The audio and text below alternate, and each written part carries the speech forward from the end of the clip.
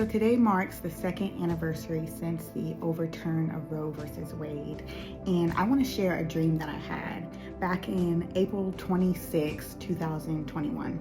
So in the dream, I was at like this mall and I had to use the restroom. And so I was looking for a place to use the restroom, and there was 4 doors. The first door, I walked inside and it was women working really, really hard and just, boss babe. And I couldn't find the bathroom in there, so I went out the door. I went into the second door, and the second door was men like working out and just like buff man's man, and they were very lustful. They were lusting after me. I was like, let me go out here. This is not the door I need to go to. And then I'm gonna go into the third door, and it was LGBT community, and they were, all types of activity happening in there, very lustful as well. And I was like, well, no bathroom in here either. And then I went out and went to the fourth door, but on top of that door it said in rape. And I walk inside and it's women like in a clinical setting getting checked, hooked to IVs and things like that. And so I went back out, and then I went back into the first door and was able to find a bathroom with the women working in there. And then I go outside of that door and I go into the food court area, and there was 2 women and they were sitting on a seat, and there was like this ancient scroll that was being looked at, and they said, look at all of these laws that are challenging Roe versus Wade. And then I woke up, and when I woke up I was kind of confused. I was like, what was that? But in my spirit I knew that God was going to overturn Roe versus Wade. Maybe a couple months later, I came across this article from the Guttmacher Institute. We just call them G Institute, okay? It said beginning April 26th through, I think it was April 28th or something like that, there was all these different laws that were being brought to certain courts in different states talking about Roe versus Wade. And so I was like, wait a second. My dream was April 26th. And so I looked back at the dream and I'm like, wait, let me like look a little deeper into this.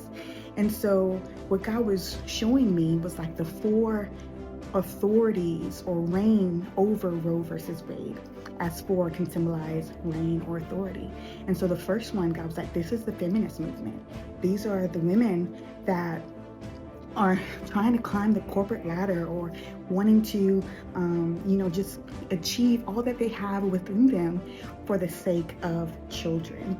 And we know that the feminist movement is heavy behind abortions and whatnot. And then the second one, I was like, these are the men. These are the men that play a role in this, who are very lustful, who are, very physical, but they're not stepping up to be the men of God and the men that God has created them to be. So where they're encouraging women to get abortions after they have laid and had sex with them and got them pregnant. And so the third one was the LGBT community. And I came across articles how abortions happen in that community often. And I was like, I didn't really think about that, but it's like, it makes sense. But then the last one was the in rape.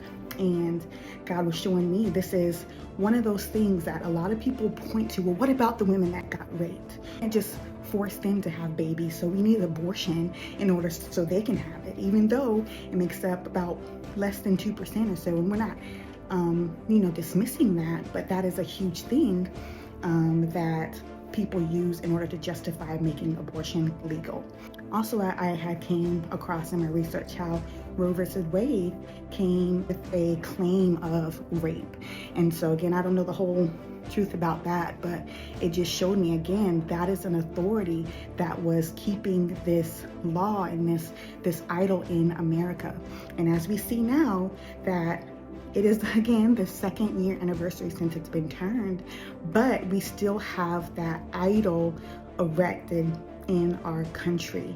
And these 4 things are still trying to encourage people to get abortions and the human sacrifice. And so I say all that to say As you might know or you may not know, that I'm releasing a book called Completely Surrendered.